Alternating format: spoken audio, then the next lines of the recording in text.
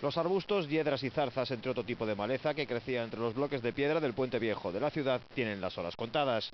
La Consellería de Política Territorial, titular del Monumento Histórico-Artístico, habilitó una partida de urgencia para realizar una limpieza en toda la estructura. De ello se encarga la empresa Fachadas JC, con sede en Ourense, que comenzó los trabajos en el lateral derecho del primero de los arcos, comenzando por la avenida de Ascaldas en dirección a Os Remedios.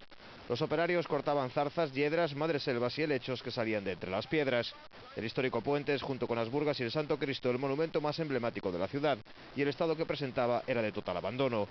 Fue declarado Monumento Nacional en 1961 y 10 años más tarde Bien de Interés Cultural. La limpieza cuenta con el visto bueno de la Dirección Xeral de Patrimonio, dependiente de la Consellería de Cultura, cuyos técnicos fiscalizan las obras para evitar daños a la estructura del puente, que en la actualidad es peatonal y une el barrio de Aponte y la zona de Os Remedios. Los trabajos incluyen una recogida de la basura que hay esparcida por el entorno, además de restos del cableado eléctrico y telefónico, papeleras inservibles y el borrado de las pintadas realizadas sobre los bloques de piedra milenarios.